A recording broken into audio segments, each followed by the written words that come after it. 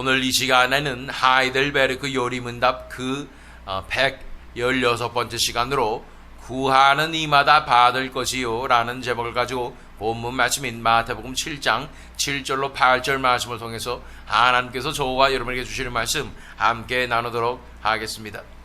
하이델베르크 요리문답 우리가 살펴보았는데 지난 시간까지 우리는 10계명에 대해서 살펴보았습니다. 115문에는 아무도 이 세상에서 10계명을 완전하게 지킬 수 없다면 왜 하나님께서는 10계명을 지킬 것을 엄히 명령하셨습니까? 라는 질문에 대해서 하이델베르크 요리문답에서 이렇게 대답하는 것을 살펴보았습니다. 첫째로 우리가 살면 살수록 더욱더 우리의 죄성을 깨닫게 되고 죄 용서와 의로움을 더듬기 위해서 더욱더 전심으로 그리스도를 바라보게 됩니다. 둘째로 현재 생애를 지나 우리의 목적지인 완전함에 이르기까지 우리가 하나님의 형상을 따라서 더욱 새로워지도록 성령의 은혜를 위하여 하나님께 기도하기를 그치지 않고 충실하게 살기를 그치지 않도록 인도하기 위함입니다. 라고 살펴보게 된 것입니다. 결국은 이 10계명은 하나님의 나라의 방법이요 문화요 하나님의 뜻이기 때문에 이것을 통해서 우리는 우리 죄성을 깨닫고 더욱더 예수 그리스도만을 의지하게 될 뿐 아니라 이제는 하나님의 형상을 닮은 예수 그리스도의 형상을 닮아가는 그 소망을 가지고 하루하루 치열하게 전쟁을 치르며 믿음의 경주를 해내는 것이라는 것에 대해서 우리는 살펴보게 된 것입니다. 이제 우리는 새로운 세션으로 나가게 됩니다. 제 116번 116번째 문부터는 이제는 기도에 대해서 살펴보게 되는 것입니다. 자, 116문 왜 그리스도인들은 기도해야 합니까? 라는 것입니다. 왜 그리스도인들은 기도해야 합니까? 이것을 통해서 진정한 기도가 무엇인가를 우리는 계속해서 살펴볼 것이며 또 주님께서 가르쳐주신 기도에 대해서 우리는 하나하나 묵상하게 될 것입니다. 자, 그 서론에 해당하는 것이 오늘의 살펴보는 질문입니다. 왜 그리스도인들은 기도해야 합니까? 그것에 대한 해답을 하이델베르크 요리문답은 이렇게 말하고 있습니다. 기도가 하나님께서 요구하시는 감사의 삶 중에서 가장 중요한 부분이기 때문입니다.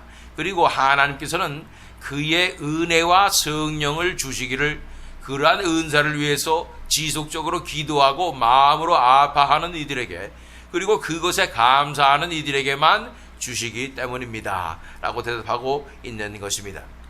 자, 왜 그리스도인들은 기도해야 합니까? 첫 번째로 기도가 하나님께서 요구하시는 감사의 삶 중에서 가장 중요한 부분이기 때문입니다. 라고 말하고 있습니다. 놀랍죠? 기도는 우리가 당연히 가장 중요한 것 중에 하나고 기도와 말씀과 또 예배 이것이 성도들의 삶 가운데서 가장 중요한 것 중에 하나인 것을 우리가 알고 있지만 이 기도의 가장 큰 의미가 바로 감사의 삶 중에서 가장 중요한 부분이기 때문이다 라고 말하고 있는 것입니다. 이 기도와 감사는 엄청나게 연결되어 있다고 말하고 있는 것이죠. 사실은요, 기도와 감사의 이 의미는 엄청난 것입니다. 이 기도의 제일의 목적이 바로 감사하는 것이라고 말하는 것입니다. 기도의 가장 중요한 의미는 바로 우리가 하나님과 직접적인 이 소통을 한다는 것이죠. 이런 커뮤니케이션이 있다는 것입니다. 그런데 이 기도를 주신 가장 큰 이유가 바로 하나님께 감사드리게 하기 위함이라고 말씀하여 주시는 것입니다. 자, 우리 기도는 항상 우리는 간구하고 우리의 소원을 아뢰는 것으로 알고 있지만 기도의 가장 중요한 요소는 바로 감사라고 말씀하는 것입니다. 그래서 간구하기 전에 감사해야 하는 것입니다. 우리가 계속해서 살펴보았듯이 어떤 찬양 가사처럼 감사는 천국문을 여는 열쇠이자 또 하나님의 마음을 여는 열쇠임을 우리가 바라볼 필요가 있다는 것입니다. 그렇습니다. 우리가 그러나 감사하기 힘든 이유가 무엇입니까? 우리 삶 가운데 왜 감사가 넘치지 못하는가? 지난 시간 우리가 지난번에도 살펴보았습니다. 감사하는 것이 감사의 고백이 얼마나 귀한 것인가, 귀중한 것인가. 우리가 하나님의 은혜를 알아보지 못하기 때문에 감사하지 않는 것이죠. 자꾸만 부정적인 것만 바라보고 내가 만족하지 못하고 이 부족한 것이 더 크게 보이니까 감사하지 못하고 자꾸만 불평하게 되고 자꾸만 하나님 앞에 마땅히 드려야 될 감사를 드리지 못하는 것을 바라보게 되는 것입니다. 그러나 우리가 영적인 눈이 열려서 우리 삶 가운데 베풀어 주신 하나님의 은혜를 기억하게 될 때 우리는 그것을 알아보고 감사할 수밖에 없는 것입니다. 내 입술에 감사가 넘치지 않는다는 것은 하나님의 은혜를 내가 알아보지 못하는 것이고, 한마디로 하나님의 은혜를 배은망덕하게 저버리고 살고 있다는 뜻임을 바라봐야 하는 것입니다. 우리가 다른 사람들에게 선물을 주고 다른 사람을 위해서 내가 희생을 했는데 그 사람이 그걸 몰라봐요. 그러면 얼마나 서운하겠습니까? 하나님께서 우리 삶 가운데 베풀어 주신 은혜가 너무나 많고 하나님의 배려와 하나님의 섬기심과 이 모든 것이 엄청난 것을 날마다 은혜로 누리면서 살아가는 것이 우리 삶인데, 그것을 알아보지 못하고 그것에 감사하지 못하는 것은 정말 하나님을 가슴을 제일 아프게 해드리는 것을 우리가 기억해야 한다는 것입니다. 그런 의미에서 기도는 엄청난 기회죠. 하나님 앞에 이 감사를 표현할 수 있는 가장 중요한 기회가 된다는 것입니다. 그러니 하나님 앞에 나아가서 우리는 하나님 앞에 감사합니다 라고 그 감사의 기도만 해도 엄청나게 이 기도의 대부분을 차지해야 한다는 사실을 알게 될 것입니다. 자, 우리 시편 50편 14절로 15절 말씀 읽습니다. 감사 제사를 하나님께 드리며 너희의 서원한 것을 가장 높으신 분에게 갚아라. 그리고 재난의 날에 나를 불러라. 내가 너를 구하여 줄 것이요 너는 나에게 영광을 돌리게 될 것이다. 여기서 이 기도의 순서에 대해서 말씀하고 있다는 것을 보게 되는 것입니다. 감사의 제사를 먼저 하나님 앞에 드려야 하는 것입니다. 먼저 하나님께서 이미 우리 삶 가운데 베풀어 주신 놀라운 은혜를 발견하며 그 선물을 발견하며 열어보면서 하나님께 감사합니다라는 그 고백을 먼저 드리며 감사의 제사를 드려야 되는 것입니다. 두 번째는 이 너희의 서원한 것을 가장 높으신 분에게 갚아라 말씀하는 것입니다. 이것은 뭐냐면 감사의 예물로 하나님 앞에 나오는 것입니다. 그래서 서원한 것을 갚아드리며 또 때로는 헌물로 예물로 드릴 뿐 아니라 우리의 몸을 헌신하며 우리 몸을 거룩한 산제물로 내어드리는 그 헌신으로 나아가야 한다는 것입니다. 감사하기 때문에. 세 번째는 그제서야 재난의 날에 나를 불러라.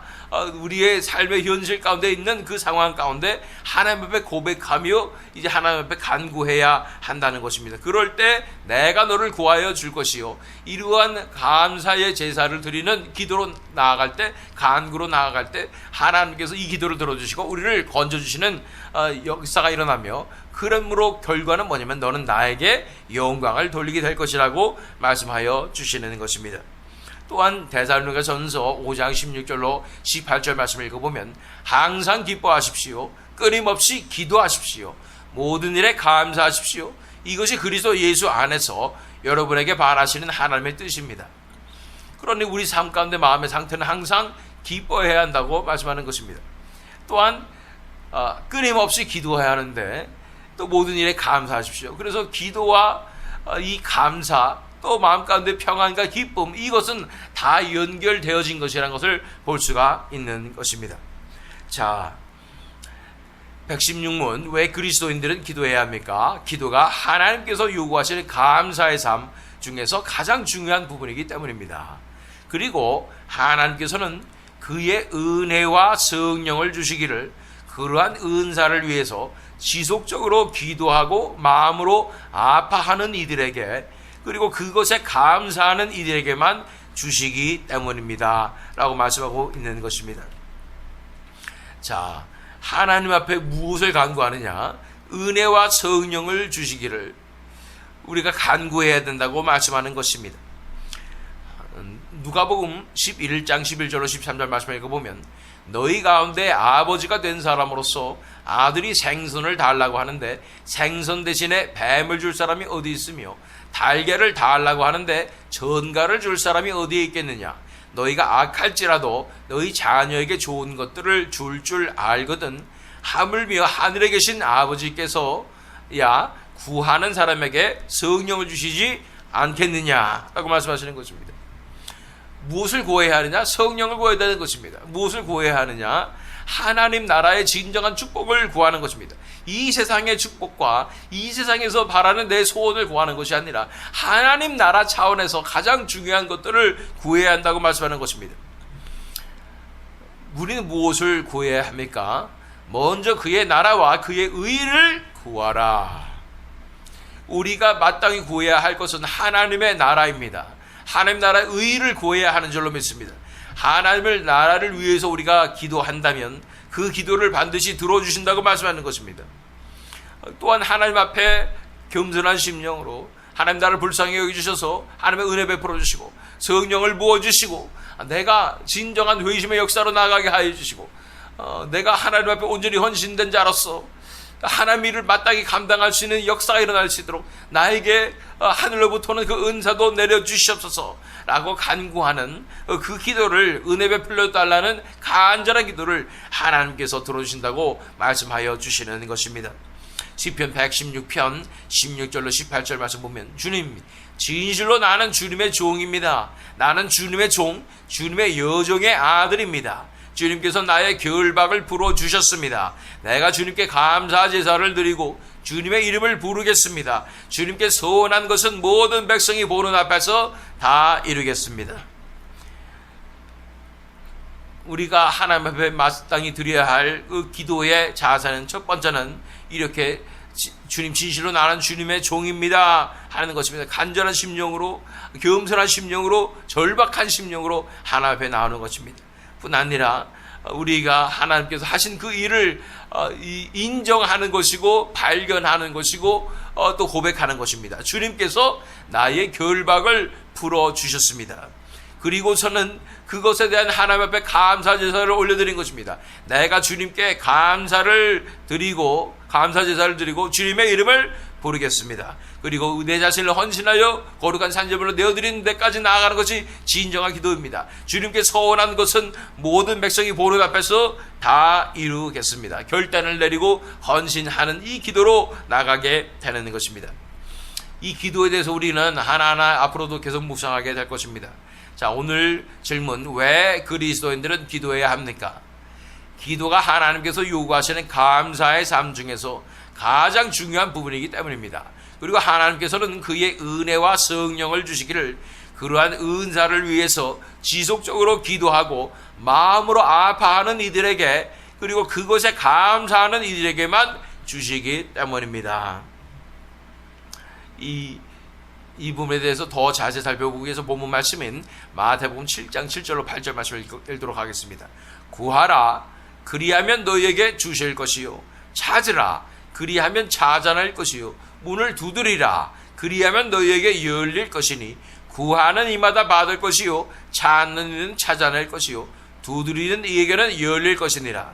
이 말씀이 너무나 은혜롭고 우리가 잘 알고 있는 말씀이지만 얼마나 많은 분들이 이 말씀을 믿고 의지하다가 실망하고 마치 이 말씀이 거짓말처럼 느껴지고 그래서 더 구하지 않게 되는 경험을 한 적이 있으십니까? 정말 구하면 다 주시는 건가요? 찾으면 다 찾아내는 것일까요? 문을 두드리면 다 열리게 되는 것일까요? 예수님께서 하신 이 말씀에는 추워도 틀리는 것이 없습니다. 이것이 바로 기도의 능력이라는 것을 우리가 알아야 하는 것입니다. 그러나 우리가 이것을 예수님께서 어떠한 사람들에게 또 어떠한 상황에서 말씀하고 있는지를 우리는 바라봐야 한다는 것입니다.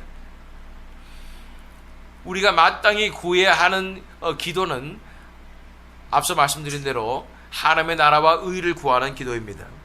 그런데 이렇게 완전히 응답되는 기도, 구하는 족족 다 응답되는 100% 응답되는 그러한 기도가 있으니 바로 하나님의 뜻대로 구하는 것이고 또 하나님께서 원하시는 대로 구하는 그 기도인 것입니다.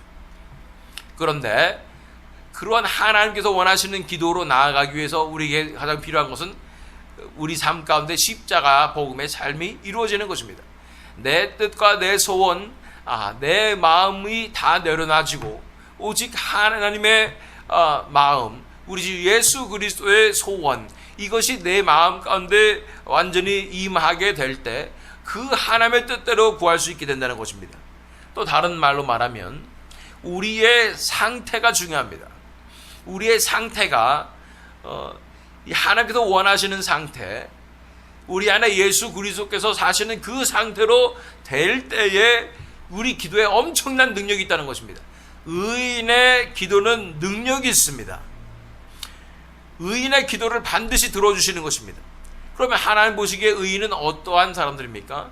이렇게 십자가 보면 삶을 삶으로 내 자신이 온전히 내려놔지고 예수 그리스도로 사는 사람들이 의인일 뿐 아니라 더 구체적으로 말하면 예수님께서 제시하시고 예수님께서 보여주신 그 길, 바로 십자가의 길을 걷는 자들, 다시 표현하면 십자가에 매달려 있는 자들이 바로 하나님께서 보시기에 의인임을 알아야 하는 것입니다.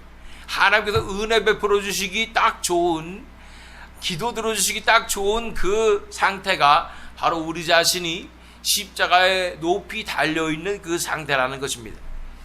박해당하는 자의 위치에 있는 것입니다.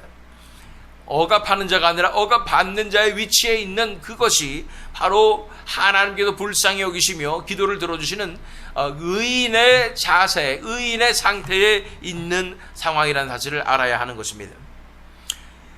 이 의의 길을, 십자가의 길을 걷게 될 때 당연히 많은 고난과 핍박과 공격을 받게 되게 되었습니다.